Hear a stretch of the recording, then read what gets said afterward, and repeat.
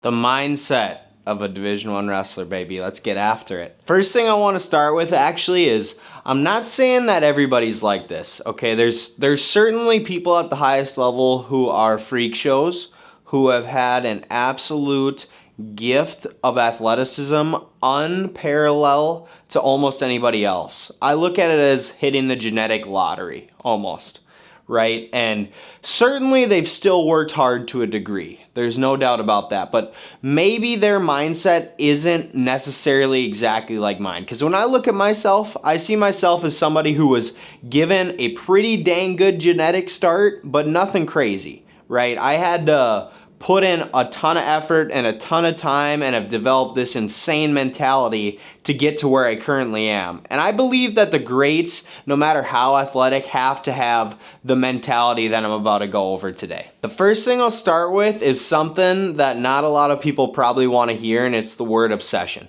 I don't think that a lot of young athletes and young parents quite understand the amount of output and the amount of obsession that you have to pour into a sport to even get you a chance at achieving some of those high goals out there, such as becoming a national champion, becoming an Olympic champion, stuff like that. So I'm gonna write this down. Everything revolves around wrestling. Okay, and this is just your day-to-day life. There's basically every decision that you make is a stepping stone towards where you're working towards and what you're trying to become, okay? And if you don't feel that that is what's required, there's somebody out there who is doing that and is willing to be doing that, and they're beating you. So that's how I look at it. Every decision that I make is for my goal of becoming a Division One All-American, of becoming a Division One national champion. Diet, okay? Diet, and I'm a big diet guy, okay? And I definitely wasn't always. When I was young, we're talking probably, I don't know, when I came out the womb until I was 11 years old, I was eating sugar cookies and Cookie Crisp like no tomorrow, all right? My big thing was those little sugar cookies about yay big that come in packs of 12 you can get at Walmart, little pack. I freaking love those things, right? And I'm sure every little kid loves sugar. You know, that's just the go-to. But you get to a point, I think it's right around when you hit puberty, when you realize, holy crap, I feel terrible from this food. And you kind of get that little kid effect to wear off, and it starts to matter. Okay, and that's when diet starts to become a factor. And the thing that sucks about diet is a lot of who we are as social beings revolves around food. You know, whether that's going on a date, whether that's going out with your family, whether that's holidays, it all revolves around food. But unfortunately, to be the best, it's something that you have to have. And I'm not saying that you gotta eat chicken, rice, and broccoli for every single meal, but prioritizing nutrient-dense whole foods, getting a good balance of protein, carbs, fats in every meal, most of the time, it's probably gonna be vital to your success, because your diet is what's allowing you to recover from your workouts and recover from your lift. Next thing I'll say is sleep. Sleep is such a priority, and again, it's such an easy thing to overlook in this day and age. You know, you got your phone, you got your computer, you got your TV. Not only that, you got friends keeping you up all night, whether you're going out, girlfriend, all these other things. But sleep for me, you know, the biggest thing is I try to be sleeping before midnight, and then you're looking for a baseline of 8 hours of sleep at the minimum. More is almost always better. I've hardly ever had a night where I woke up from 10 hours of sleep and I'm like, you know, I wish I only would have got 8. You never say that, because for as hard as I'm training and as hard as I'm pushing, the extra sleep is always helping. Next, I'm gonna go into the obvious, okay? Workouts / lifts. 3 hours of your life, 6 days a week, bare freaking minimum, okay? But in my mind, what's more than just the workout itself, what's more than just the lift itself, is coming to it with attitude.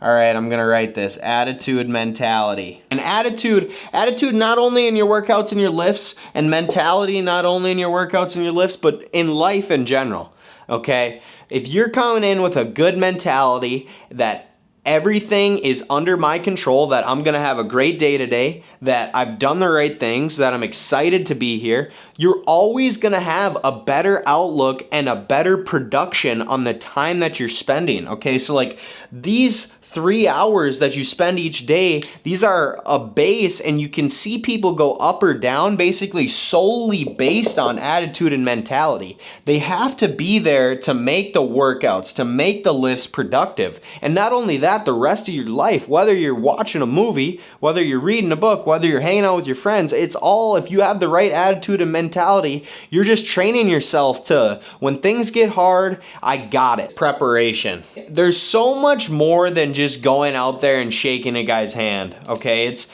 before a match, you're thinking to yourself, and everybody's kind of got their own way to do it, but I'm thinking, all right, I'm the man, let's freaking go. I'm about to kill this kid. I've done this 1,000 times before. I'm gonna take this guy down, no problem. I'm gonna stick this kid. And it's almost lying to yourself to an extent. Or maybe not lying, but telling like constant positive affirmations that you have the ability to do this, okay? And that preparation, and then having the confidence that you've put in the work to go beat this guy. I'm going health and injuries. When you develop the right mindset towards a sport, it really is one of a few things that you think about in a day. It becomes almost obsessive, and it becomes a part, not all, but a part of who you are. And if you have health problems or injury problems, it absolutely can derail you mentally. I can say that I've had to sit out for a week, and that freaking sucks, okay? And you have to keep reminding yourself that you're actually helping yourself, you're not hindering yourself. Me not getting out on the mat today is allowing me to be able to get out on the mat a week from today and be where I need to be, where if I'm trying to push through right now, I could hinder myself in the future. But this can be such a mental battle, okay? And I really believe that if you're doing the right things, you can minimize a lot of injuries per se. But if you're going through something major, it can really derail you, and you have to stay positive throughout the process. There's no reason why you still can't come with a good attitude, why you still can't come with a good mentality. Here is the biggest one for me that absolutely kills me, and I'm trying to work on each and every time. Okay, performance. When you pour everything in to something such as athletics, okay, you pour 3 hours a day into this thing, working out and lifts, and then not only that, you're talking diet, which is 3 times a day you're eating, and then you're talking sleep, which is 8-9 hours a day. You're also talking mental preparation and your attitude. So essentially your whole life, okay? And you're putting all these things into one thing, and then you go out, you shake hands with a guy, and you wrestle. And it's one-on-one. There's nobody else out there helping you. There is nobody else to put the blame on. And when you lose, it is a crushing feeling, and it feels like F this. Why am I doing this? Why am I trying so hard? But guess what? That's the price to being great, okay? There's nobody out there who has reached the very top of any athletic and not had a point in which they thought they were done, which they were ready to quit, which they had a horrible performance and they wondered why they were even doing what they were doing. The times when you reach this point are the times when you keep going and you decide, you know what? I want to be great. And me feeling this feeling, just knowing that there's other people out there who are feeling this feeling and that they're about to quit. And that when I keep going, I'm putting myself slowly up, up, up. But each and every performance, you really have to look at it as just a data point. You can't get so high and so low, and I'm terrible at it. But if you can control your emotion, control your outlook, right? If I go out there and I pin the guy in a minute, good, I'm right back to work. If I go out there and get pinned in a minute, good, I'm right back to work. Well, not good, but you probably got some things you got to fix. But get right back to work. Regardless of the outcome, you have to go and prepare for the next one the exact same way. Maybe my mentality is a little bit obsessive. Maybe it's a little unhealthy. Maybe there's guys out there who don't think anything like this and they just go out there and rip it because why not? And I'm sure there are.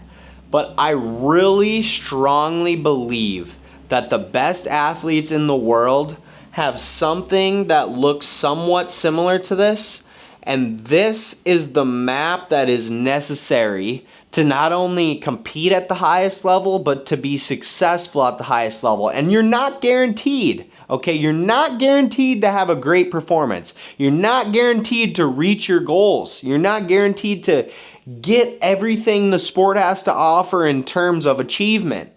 This just gives you a chance. It gives you a chance to succeed, and it gives you a chance to reach those things. But most importantly, it gives you a chance to be the best that you can be and know that you put everything out there. How I look at college athletics and athletics as a whole is you only get so long. Your clock's ticking, right? You can't become 50 years old and then think, I'm going to go back and I'm going to do it again. That's not how that works. You got one shot at this thing. So what I could not have is when I'm sitting down on my deathbed and I think to myself, you know what? I wish that I would have tried harder.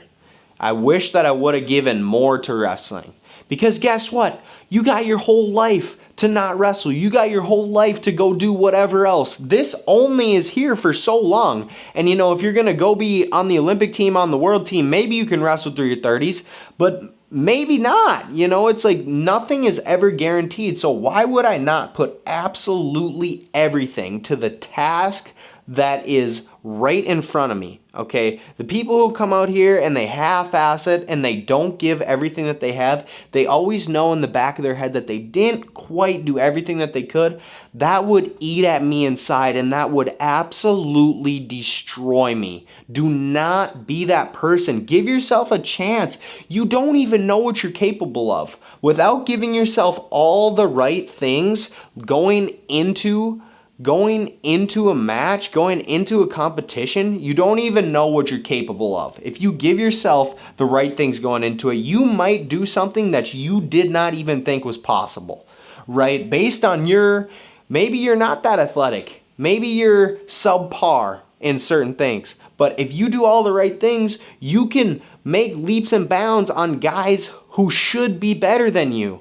Now, this is in terms of decision making. The only thing I will say is don't make wrestling the absolute number one in your life, okay? Wrestling needs to be the thought process behind all these decisions, but the number one thing in your life should be right here, relationships. I'm going to write it down. Relationships. Relationships are king, okay? Whether that's your mom, your dad, your brother, your sister, or God.